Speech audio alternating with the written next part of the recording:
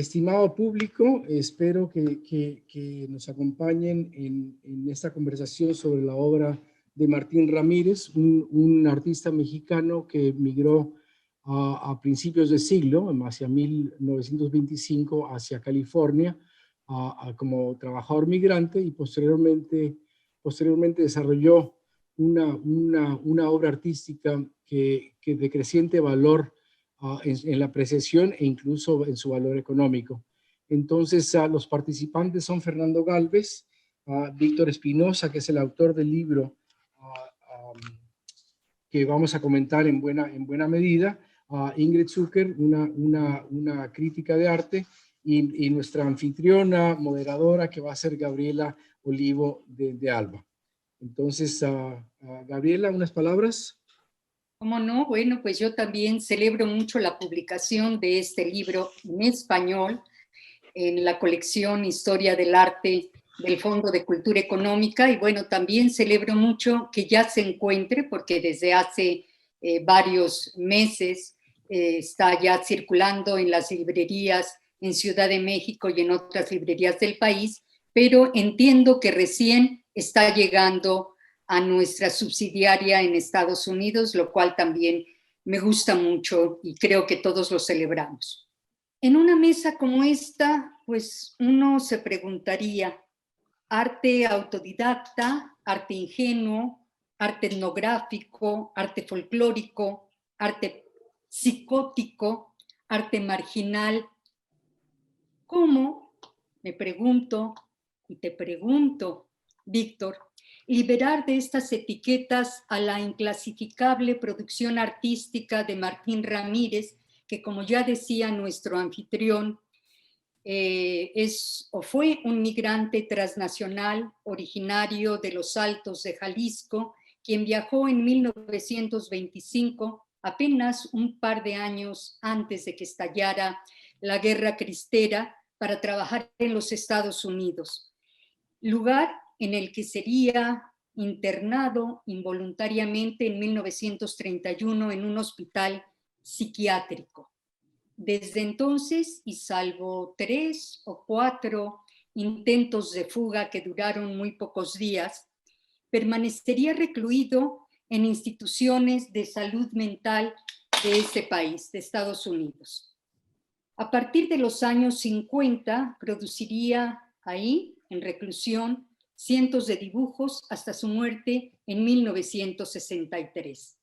Y justo para ubicar la obra de este creador mexicano en un contexto biográfico, cultural e histórico específico, y para conversar sobre el libro que ya mencioné y que tengo aquí a mi lado, es este. Además es una edición muy, muy bella desde las guardas, y bueno, no se diga los interiores, que fue publicado por Fondo. Contamos con la presencia, ya se dijo, de su autor, Víctor Espinosa, y también tendremos la participación de Ingrid Zucker, que es periodista cultural, investigadora y curadora, y también de Fernando Gálvez, a quien ya saludamos, que también es escritor, curador, crítico y entiendo que también académico. Vamos entonces a pasar, no sé, Edgardo, si quieras tú dar una semblanza mayor de la trayectoria de Víctor, o si le pasamos directamente la palabra para que nos ubique sobre pues, las circunstancias en que este creador encontró su vocación, a contracorriente, diría yo. Víctor Espinosa es sociólogo, etnógrafo, curador mexicano y doctor en sociología por Northwestern University. Su investigación se centra en la intersección del arte y la migración transnacional. Es autor de Martín Ramírez, Framing His Art, His Life and Art, de la Universidad de Texas Press en 2015, y El dilema del retorno, migración, género y pertenencia en un contexto transnacional, que publicó el Colegio de Michoacán en 1998. Actualmente se desempeña como profesor en The Ohio State University en su campus de Newark. Le ha dedicado años a la investigación de Martín Ramírez. El el artista pintor que nos reúne esta tarde. Víctor. Bueno, muchísimas gracias por la invitación. Es un placer para mí hablar de Martín Ramírez. Dediqué una gran parte de mi vida a esto, alrededor de 10 años siguiendo la pista. Yo creo que Ingrid va a simpatizar con este proyecto porque algo muy parecido ella hizo con Tamayo, aunque ella tuvo la ventaja, claro, de platicar un poco con él. En este caso estamos frente a un artista que no dejó ningún testimonio escrito, nunca fue entrevistado, y eso significó pues, un gran reto en términos de la investigación. Mi libro se tiene básicamente 3 objetivos, y uno es, en primer lugar, responder quién era Martín Ramírez. Cuando yo empecé a hacer la investigación, el arte de Ramírez ya estaba siendo cotizado muy alto. Yo empecé la investigación a finales de los 90s, 1999 por ahí, a principios del siglo XXI, en el 2000. Fue esa época cuando empecé a juntar información sobre él. Ya para esos años Ramírez estaba en colecciones importantes en museos de Estados Unidos, y ya, por ejemplo, Christie's, la galería de Nueva York, ya había incluido algunos de sus dibujos en alguna de las subastas. Entonces, estamos hablando de alguien que ya estaba más o menos, ya había entrado al mercado del arte, y ya su obra estaba en colecciones permanentes en muchos lugares de Estados Unidos, pero no se sabía realmente quién era Martín Ramírez. Los curadores repetían información muy confusa, y la repetían mal incluso, no la repetían de manera sistemática, y eran unos cuantos datos que los dealers habían coleccionado del profesor de arte y psicología, que es el que se encargó de salvar gran parte de la obra de Martín Ramírez. Pues cuando yo empecé a hacer la investigación, realmente no sabía mucho de quién era él. Se sabía que había nacido en Jalisco, pero no en dónde. La fecha de nacimiento era muy imprecisa, se decía, manejaban varias fechas, pero era a final del siglo XIX. La fecha de muerte tampoco era correcta. No se sabía en cuál hospital psiquiátrico estuvo por primera vez. Había una gran confusión en la información. Se decía que había sido detenido en Los Ángeles, viviendo como homeless en Pershing Square, que está en el centro de Los Ángeles, y que había sido internado en un hospital psiquiátrico en Los Ángeles. Que se decía que era mudo, por ejemplo, que no hablaba. Entonces, había una serie de mitos que el mismo mundo del arte se encargaba de reproducir, porque lo romantizaban más, ¿no? Su situación. Introdujeron en el mercado del arte como un ejemplo paradigmático del arte outsider. Entonces, todos estos datos míticos aumentaban el atractivo de su obra y de su biografía. Entonces, el libro básicamente, la primera tarea es tratar de responder quién era. Y para eso tuve que hacer investigación en México, en archivos parroquiales, para encontrar el lugar donde había nacido. Yo lo que hice para buscarlo fue básicamente buscarlo del último lugar donde lo habían visto. Y pues lo vieron en el hospital por última vez. Y entonces me encargué de buscar primero el acta de defunción, porque me imaginaba, bueno, si alguien muere, tiene que haber un reporte de esa muerte. Y así fue como empezó la investigación, con el acta de defunción. Ella me llevó, por ejemplo, a localizar dónde estaba su cuerpo, donde había sido enterrado, y después con esa información, ya conociendo además su segundo apellido, que es Martín Ramírez González, fue muchísimo más fácil hacer trabajo de investigación en Jalisco para encontrar el lugar exacto de su nacimiento, sobre su vida. Entonces el libro trata de reconstruir con la poca información que hay sobre él, quién era Martín Ramírez, ¿no? Ya ustedes lo resumieron en pocas palabras realmente quién es. El segundo objetivo del libro es explicar o rastrear más bien cómo es que el arte de Martín Ramírez pasó de los pabellones de un hospital psiquiátrico, y cómo fue que llegó hasta los muros, hasta las paredes del MoMA, del Museo de Arte Moderno de Nueva York. ¿Cuál es esa trayectoria? ¿Cómo puedo explicar que un arte dibujos que eran destruidos dentro del hospital, que incluso la familia recibió algunos de México que no se preservaron? ¿Cómo podemos explicar a la gente cómo el arte adquiere valor? ¿Cómo pasa desde el pabellón de un hospital psiquiátrico a un museo? Y básicamente para eso requirió otro trabajo muy exhaustivo de investigación, porque en primer lugar hubo que localizar, bueno, ¿dónde están los dibujos?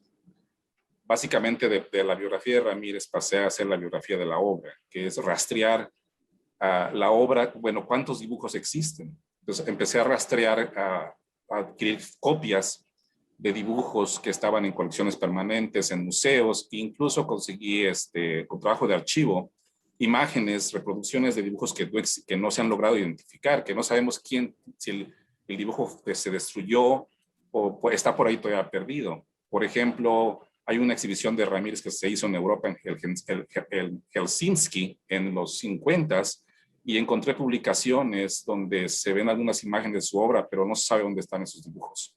Posiblemente se quedaron allá y el Pablo Pasto los regaló, el que organizó la exhibición, pero no sabe dónde están. En México también, en México hay algunos dibujos perdidos. Ramírez se presentó por primera vez en México en 1971 en una exhibición de arte psicótico, y esos dibujos todavía no se saben en dónde están. Bueno, entonces el libro intenta primero seguir la obra y ver cuáles actores y cuáles discursos jugaron un papel fundamental para llegar a donde está, para que sea reconocido ahora como uno de los artistas más importantes del siglo XXI, de acuerdo con algunos críticos de arte de Nueva York, o sea reconocido por otro mundo del arte paralelo como uno de los 5 más importantes artistas outsiders en el mundo, y tal vez uno de los más cotizados en el mercado.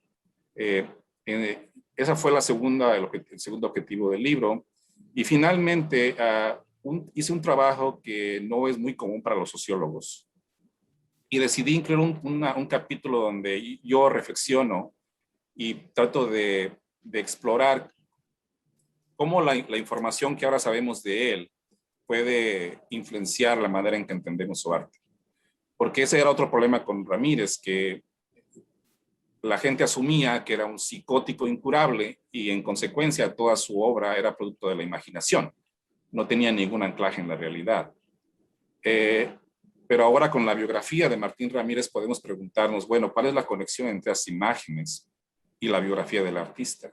Y este es un tema muy, muy controversial, y sobre todo en sociología. En sociología es un tema muy complicado porque la sociología, por lo general, la sociología del arte, estudiamos por lo general más las cosas de las convenciones sociales, de cómo se representa la realidad, pero no estudiamos, por ejemplo, trayectorias individuales con mucho cuidado. También hay una discusión sobre qué es lo que importa realmente, si es la intención del artista o la manera en que nosotros interpretamos el arte. Entonces, hubo toda creo yo, no soy historiador de arte, pero creo que por mucho tiempo predominó esta idea de que importa más cómo vemos el arte nosotros que la posible intención que tenía el artista. Y yo en el penúltimo capítulo argumento que en el caso de artistas como Ramírez o el artista de minorías, pueden ser indígenas, pueden ser gente de otra raza, de otra etnia, en el arte de mujeres, estos discursos están silenciando a los artistas. Esos discursos posmodernos finalmente le dieron un poder de colonizador al observador y al crítico, que se asignaba básicamente una libertad completa para decir lo que el arte significaba, ignorando completamente las posibles intenciones de los artistas. Entonces, ese es un tercer objetivo del libro, es llevar al lector y decirle, bueno, esto es lo que los críticos han dicho de la obra de Ramírez. Vamos a usar la biografía e intentar hacer una serie de conexiones entre la forma y el contenido. El argumento del libro es que la experiencia migratoria de Ramírez y de desplazamiento cultural, sobre todo, afectaron ambas cosas, afectaron la forma y el contenido de su arte. Y bueno, en la versión en español, el Fondo de Cultura me pidió agregar un último capítulo, que sería un epílogo, porque el libro en inglés fue destinado fundamentalmente al lector norteamericano, que sobre todo al especialista en Martín Ramírez y sobre todo al interesado en lo que se denomina arte outsider.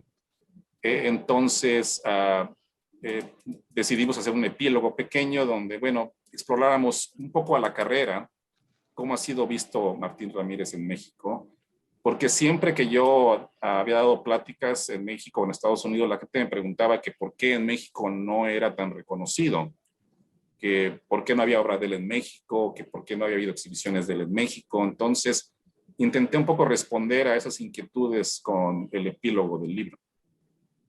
Y no sé, esa es un poco la historia, el contenido del libro. Esta conversación es básica, creo yo, es para invitar y convencer a la gente que compre el libro y que lo lea. Van a requerir un poco de paciencia porque es un libro sociológico que está fundamentado en datos etnográficos, de archivo, en entrevistas, y no intenta evitar lo más posible especulaciones. Es más un recuento de cómo el arte de Ramírez ha sido reconocido por las principales instituciones del mundo del arte en la actualidad. Edgardo, te dejo a ti la palabra para que por favor presentes a nuestro próximo participante de esta mesa, ¿sí? Sí, claro. Mira, Fernando Gálvez es escritor, crítico de arte, periodista y curador. De los años 2001 al 2005 fue director del Instituto de Artes Gráficas de Oaxaca, donde organizó y curó exposiciones. En el año 2006 fue director de la Ceiba Gráfica, Centro de Residencias Artísticas y Producción de Gráfica en Jalapa, Veracruz. Ha sido curador de galerías comerciales en el DF y en Oaxaca. En 1995 fue director de la Revista Mexicana de Cultura, suplemento del periódico El Nacional. Ha colaborado con artículos de crítica de arte, literatura y política para publicaciones como Letras Libres, La Jornada, Excelsior, El Universal, Revista Casa del Tiempo, entre muchas otras. Ha escrito decenas de catálogos de exposiciones nacionales e internacionales. Entre sus publicaciones destacan el libro La Patria, una revisión de la trayectoria de Demián Flores. En 1998 obtuvo el Premio Nacional de Crítica de Arte Luis Cardosa y Aragón. Fue becario del Centro Mexicano de Creadores y de Jóvenes Creadores del FONCA. Fernando, muchas gracias por participar en esta plática, esta conversación sobre Martín Ramírez. Gracias a ustedes por la invitación, en especial al Fondo de Cultura Económica y a Víctor, porque disfruté muchísimo el libro. Me parece muy interesante el hecho de que la obra siento que tiene una empatía con el escritor y la estrategia creativa de Martín Ramírez parece replicarse en la estrategia de investigación y armado del libro. Si lo pensamos en forma de que al enfrentarse a un ser humano como Martín Ramírez, que fue despojado de toda su identidad, su libertad y sus referentes, al ser internado en esta institución psiquiátrica, pues el investigador se enfrenta con un personaje en el que hay imágenes, pero sin conexión con el mundo de entrada, y una borrosa silueta que solamente nos dice lugares comunes que se le han impuesto al verdadero ser humano que hay detrás de la obra, ¿no? La situación de Martín Ramírez como un desposeído, ya no solo económico, que se ve obligado a migrar, sino de todos sus derechos humanos y sociales, puesto que al ser ilegal en un país extranjero y al no tener tampoco derecho a defender su salud mental, su integridad como hombre, y ser recluido sin más, únicamente por 3 o 4 rasgos que carecen de cualquier metodología científica, como bien lo va desarrollando Víctor Espinosa a lo largo de su libro, pues ponen al autor de este trabajo frente a la necesidad de construir verdaderamente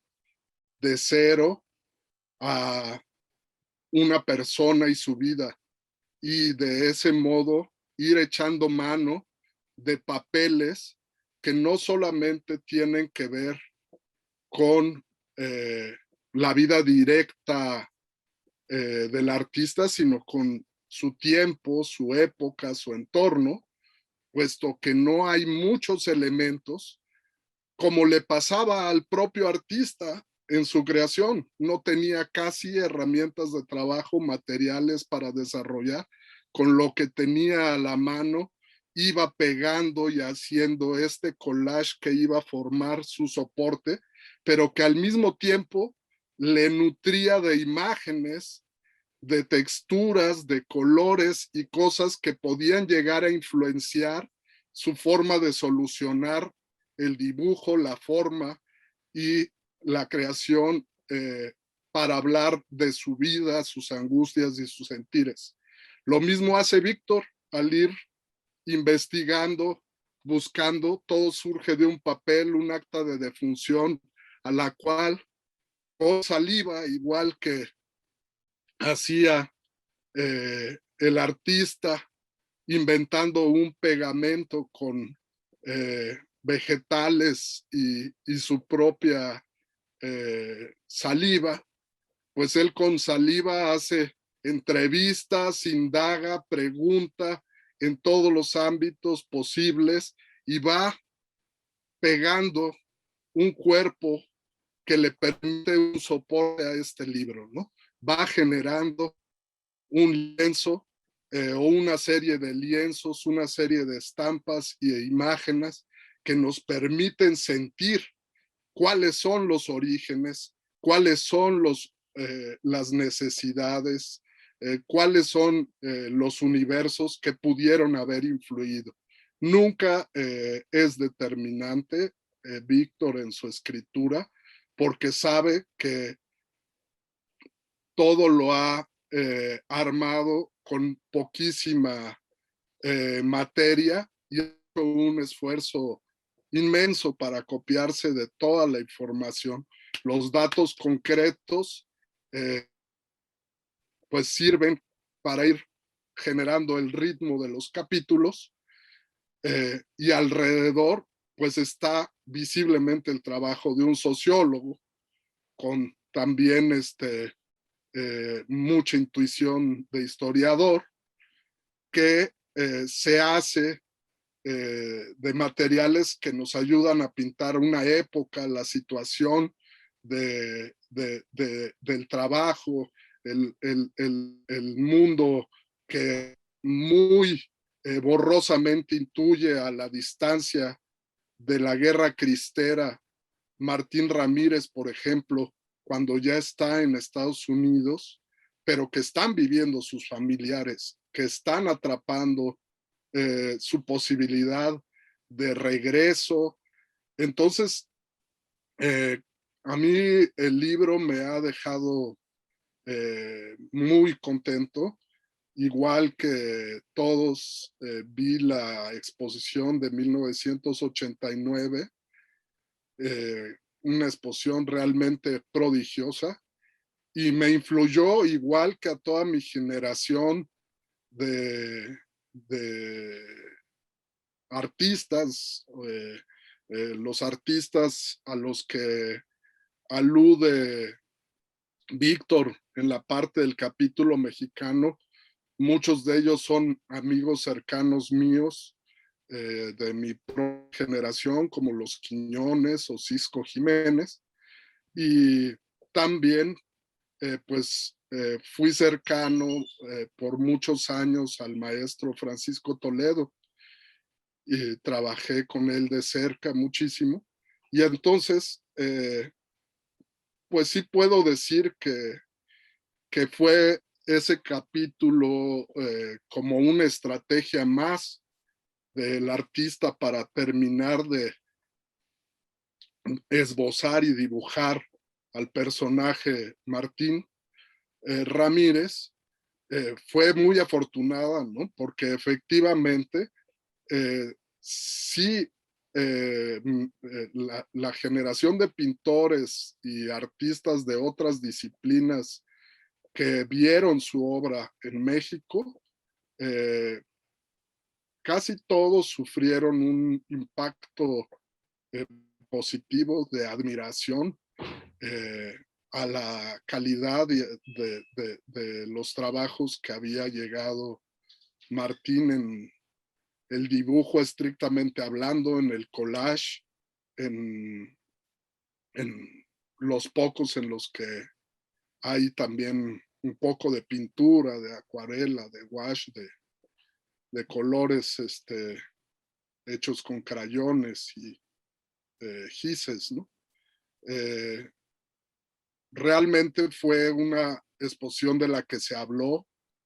En ese momento la Quiñonera era un centro cultural muy importante y yo digo que es una de las matrices del arte contemporáneo mexicano.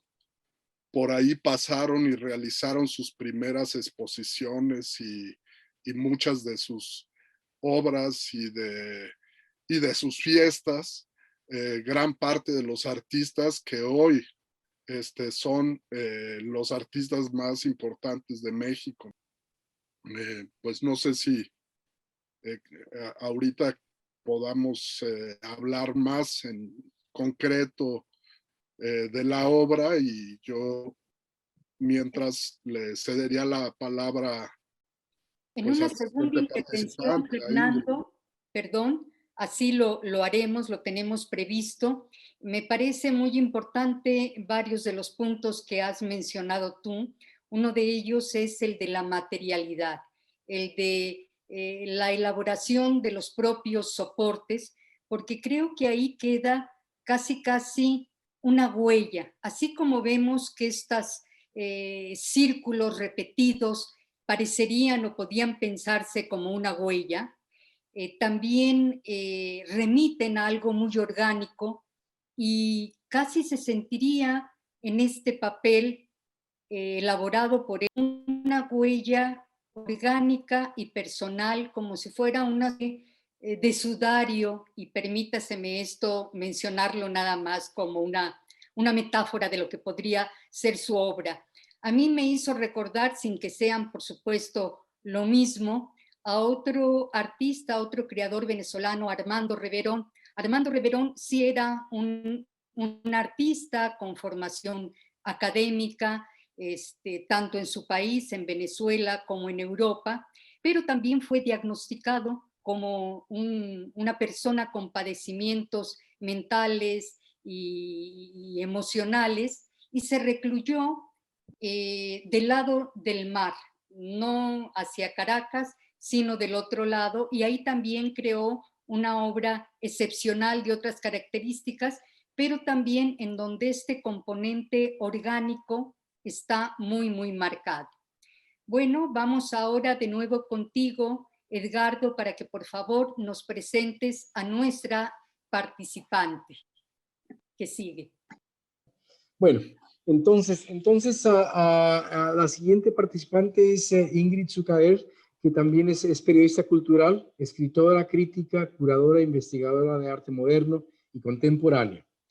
Es miembro artístico del Sistema Nacional de Creadores del Arte del Fondo Nacional para la Cultura y las Artes entre 2013 y 2017.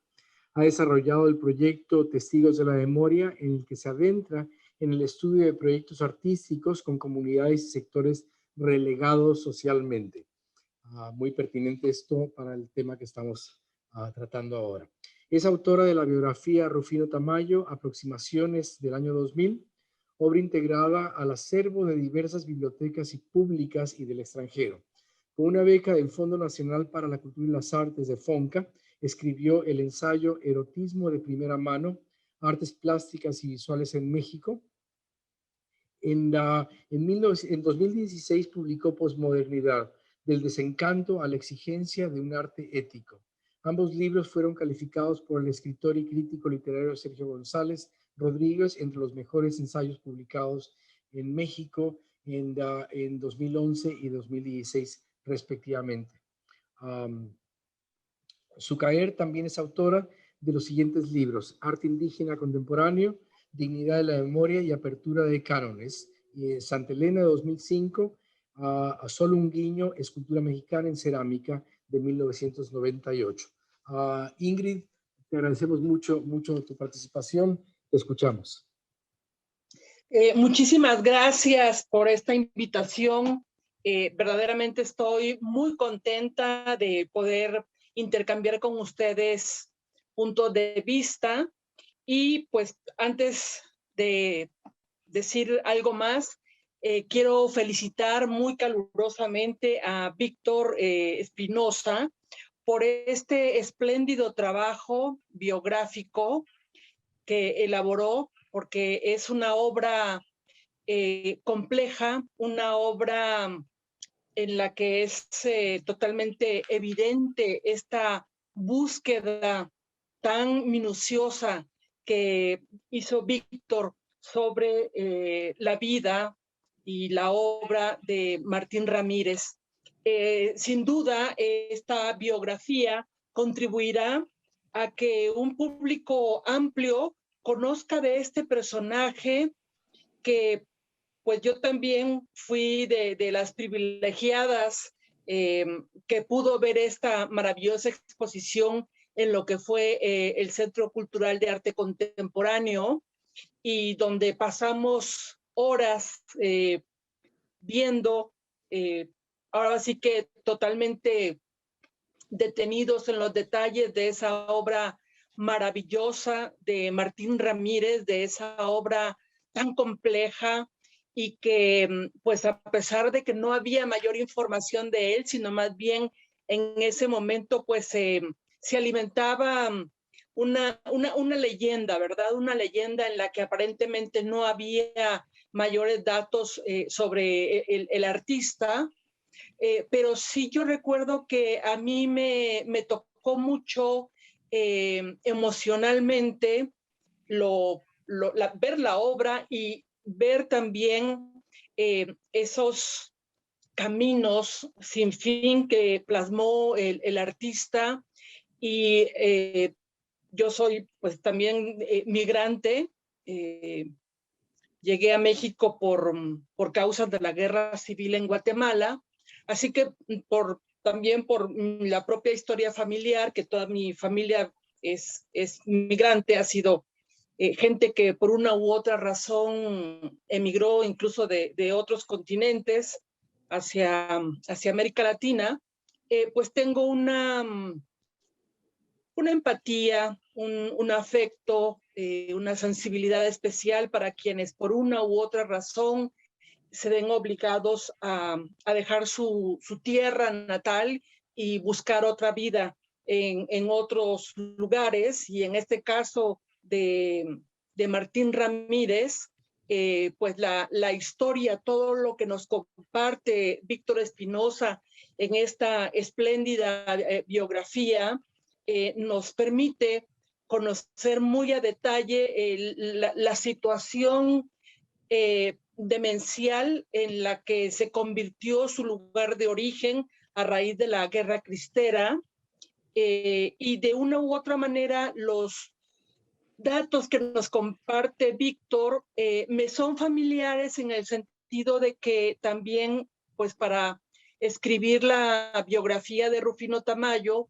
tuve que empaparme de esta historia de México tan compleja, a veces tan bárbara, y de cómo esto marca tremendamente la vida de todos los ciudadanos, pero en este caso que estamos hablando de los artistas, quiero yo resaltar mucho lo importante de un trabajo de investigación sociológica como es esta espléndida biografía, Arte, Migración y Locura que escribió Víctor, porque sí se puede hablar de la obra, por supuesto, se debe hablar de la obra, pero si no conocemos los tránsitos de vida del autor, podemos a veces más bien hacer literatura sobre una obra artística, cuando menos ese es mi punto de vista, porque lo he constatado de cómo algunos historiadores de arte o críticos de arte escriben sobre determinada obra y crean, realmente en muchos momentos crean una literatura a partir de la obra, y muchas veces esa creación, esa percepción histórica de la obra no tiene nada que ver con la realidad que vivió el personaje. Y creo que este trabajo biográfico nos permite recoger esas vidas que de otra manera quedan en la marginación. En este caso de Martín Ramírez, pues nos queda muy claro que si no se hace este trabajo de investigación biográfica, pues su vida seguiría siendo hasta este momento una mera elucubración. Y vuelvo a este tema de cultivar la biografía y la autobiografía, porque también lo veo como un proyecto de microhistoria, de cómo Víctor Espinosa fue buscando dato tras dato de una manera pues muy pertinente, muy apasionante. A mí eso me fascina, cómo ha logrado crear todo este discurso biográfico sobre este personaje que fue Martín Ramírez, y cómo a través de esa labor llena de paciencia, de entrega, logra darnos pormenores de la vida de Martín Ramírez, y esto es lo que precisamente nos permite conocer más a fondo qué es lo que había en la mente, en los sentimientos de este personaje que cruza la frontera norte de México para buscar un empleo, para ganarse la vida, y cómo pues termina en este laberinto en el que finalmente cayó, ¿no? Cayó como consecuencia de las malas percepciones clínicas y del gran prejuicio, sin duda, del gran prejuicio racista contra este personaje de procedencia humilde y de nacionalidad mexicana. Y mis muchísimas felicitaciones a Víctor Espinosa por este gran trabajo. Felicitaciones al Fondo de Cultura Económica por la publicación. Un libro bello, un libro, por supuesto, muy cuidado, como suelen ser todas las publicaciones del Fondo de Cultura Económica. Y pues es también, por otro lado, un libro oportuno en todo sentido. Y también pienso un libro que ojalá fuera un parteaguas para que se promueva en Estados Unidos la recuperación de la memoria de tantos mexicanos que están allá tratando de abrirse un espacio nuevo de vida, o que ya tienen tiempo residiendo allá, y que es importante recuperar esas historias. Gracias. Gracias a ti, Ingrid. De nuevo, también has pues mencionado cosas muy relevantes en esta mesa, el tema de la biografía, la autobiografía, la importancia de las historias personales, de la microhistoria que finalmente pues se entreteje obligadamente con los acontecimientos sociales, históricos, que afectan pues hasta la relación más íntima, en el caso de Martín Ramírez, del imaginario que tiene de la propia esposa y la confusión de con quién se fue, no se fue, en fin, todas estas cosas que nos afectan, el tema de lo transnacional, de lo transfronterizo. Mientras te escuchaba, pensaba también en otro creador, en el performer Guillermo Gómez Peña, que alguna vez ha dicho que las fronteras son como una cinta de Moebius, que tú te deslizas y piensas que estás ya del otro lado y resulta que no, que estás de vuelta y en una permanente circulación sin fin, de una forma muy similar a la percepción que uno tiene cuando mira estas líneas de fuga en los dibujos de Martín Ramírez, en las vueltas que dan, pero que finalmente no se sabe si van o vienen de regreso. Tenemos ya poco tiempo, así que yo les pediría, si te parece, Edgardo, ya una recapitulación final de cada uno para cerrar esta mesa, y a lo mejor vamos a tener que pensar en hacer otra porque nos estamos quedando cortos. Gracias, Gabriela. Estoy muy contento por todos los comentarios. Literalmente estoy más ansioso por ver las reacciones a las posibles críticas que podamos tener. Yo creo que cada uno de nosotros viene tiene una historia, ¿me entiendes? Con una relación con el arte o con las artes distintas, ¿no? No nada más el arte puro, sino también el arte no tan puro, el arte del outsider, el arte bruto, el arte que no sabe que es arte.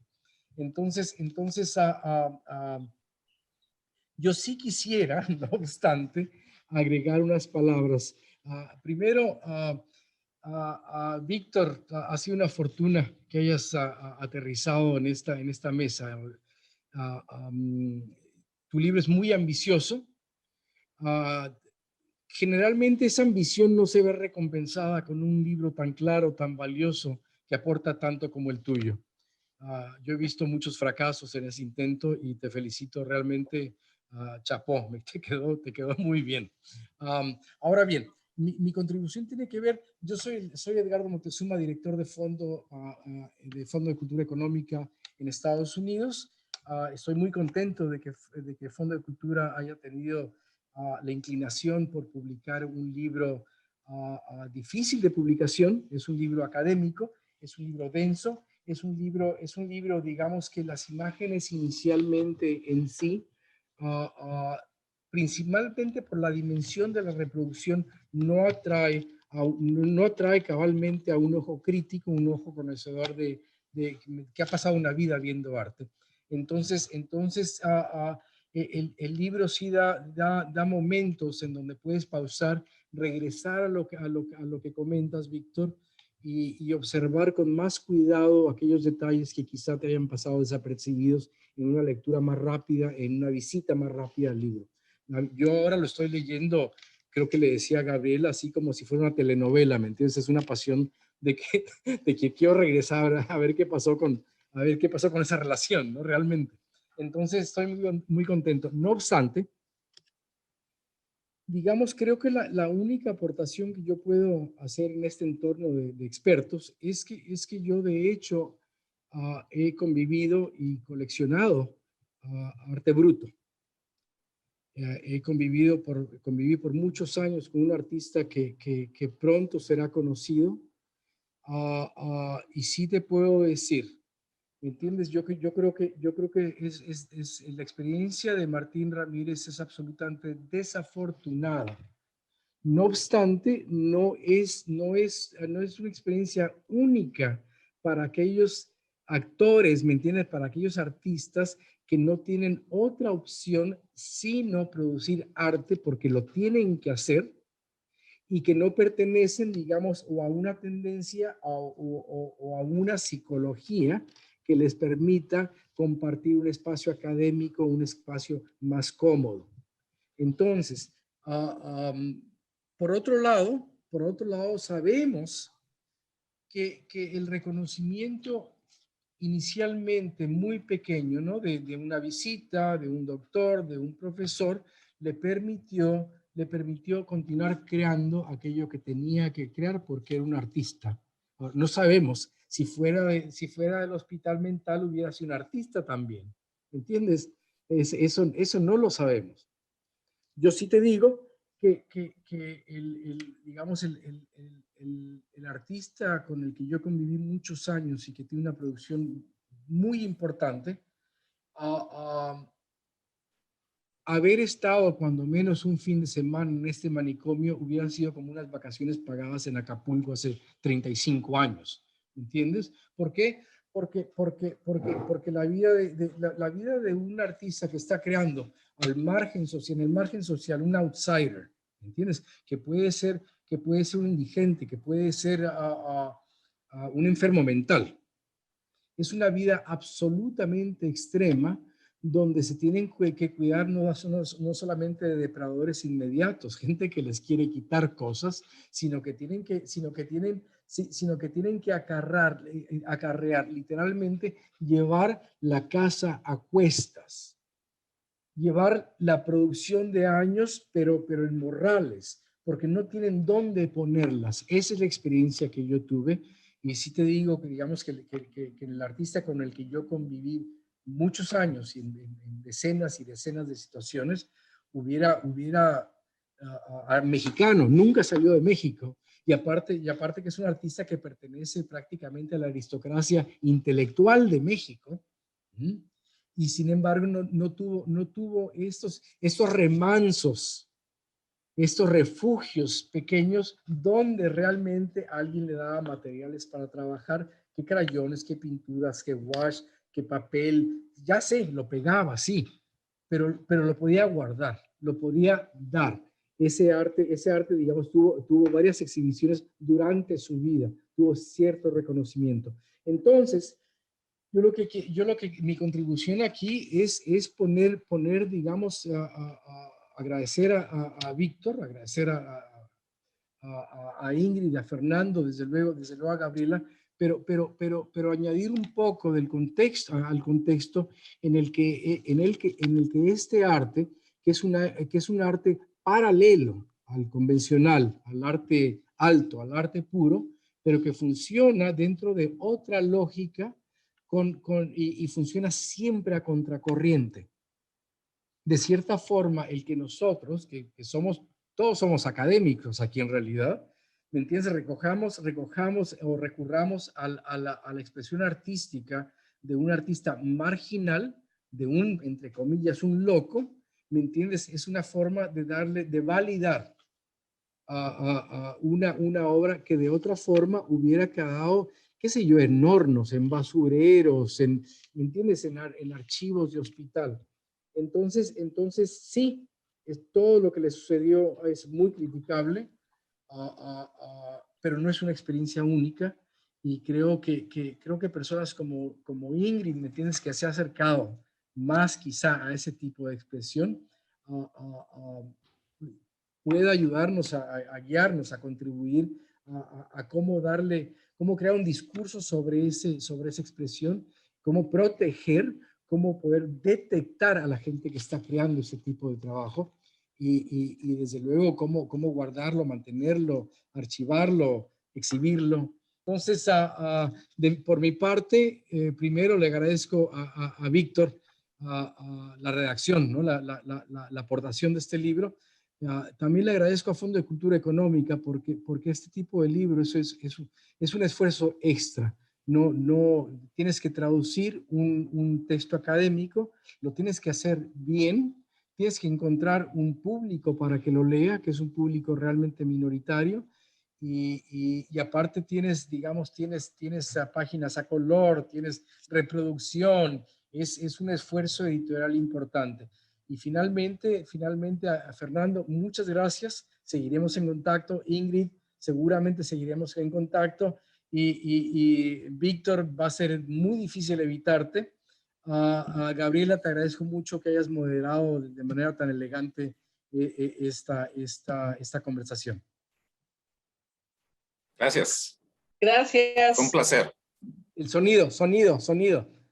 Espero nos veamos pronto nuevamente. Ha sido pues tanto para la Coordinación de Vinculación Internacional, que es un área de Fondo de Cultura Económica desde Casa Matriz que ha estado promoviendo este tipo de encuentros, pues ha sido un privilegio contar con ustedes para esta mesa de conversación, y bueno, esperemos que pronto haya otras sobre estos y otros temas. Muchas gracias. Gracias a ustedes. Un placer. Gracias a todos. Hasta luego. Adiós.